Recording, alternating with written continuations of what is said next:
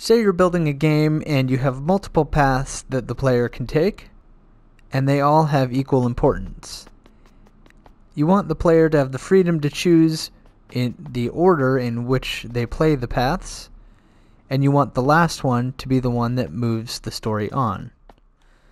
So you can go down their first path, then they can pick their second path, and the last path is the one that will always move on. If you're interested in learning how to make this, stick around. It's very simple. Alright, this is super simple. So here I have a player. All I've done with this player is I've put a trigger zone here that detects the object label, and that's it. I've made this door, which is just a single sculpt, and I've labeled it object.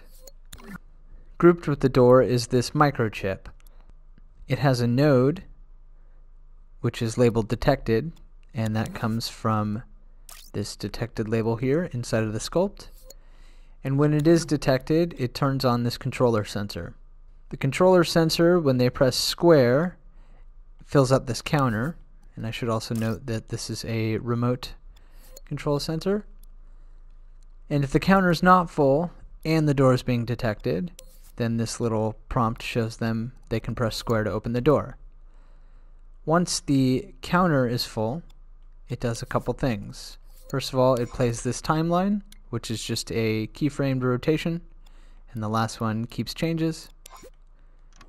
It also increments a variable called doors opened.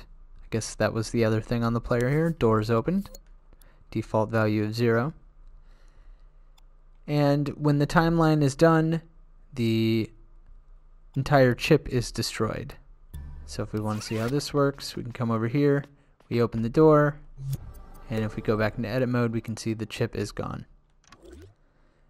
So over here I have this hallway, which is just this hallway sculpt, and another sculpt which is just this ball here, which I've colored red.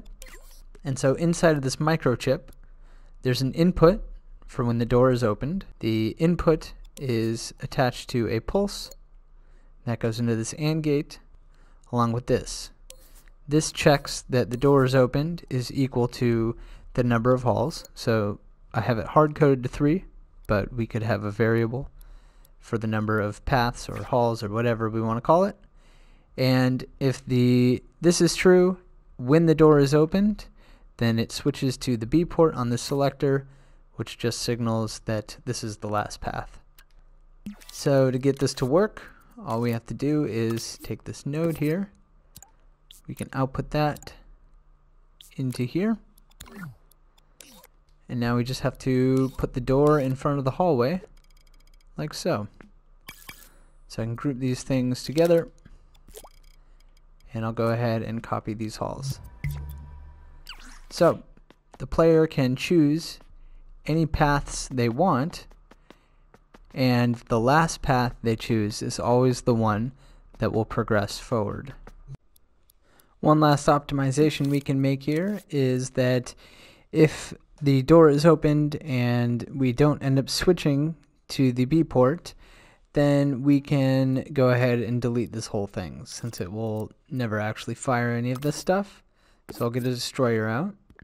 And there are a few ways we could trigger this.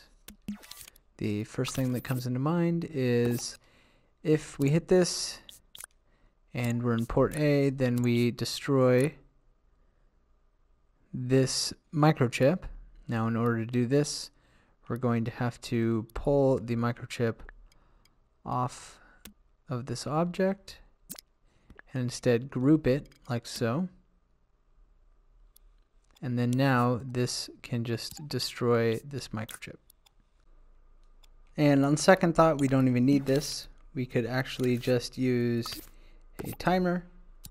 When this thing gets hit, then it'll be 0.1 seconds, and when that's done, it'll destroy itself. And we make sure that this has keep changes on, because we don't need this chip to really be around. So things should still work exactly how they're supposed to. So we can see that the door is open. The first two are red, the last one is green. And if we go into edit mode, we can see X-ray is on, all the chips are gone. Now, this is just a metaphor, right? These don't have to be actual hallways. It doesn't even have to be actual paths for a game. It's just a way to enforce that the player has to do all of the things, and the last thing is the thing that moves the whatever forward, right? The game, the story, it doesn't matter.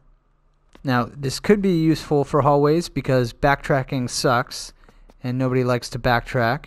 So, you know, if it was a game that kept going, this way they don't have to backtrack and they can just keep moving forward. So, like I said, super simple. Just something that popped into my head the other day and I thought it'd be fun to share. So if you enjoyed this video, please give me a thumbs up. If you have any suggestions for tutorials that you'd like to see, please go ahead and leave me a comment. And if you're new around here and you want to see more tutorials in the future, feel free to subscribe. I hope you're doing well, staying safe. I'll see you next time.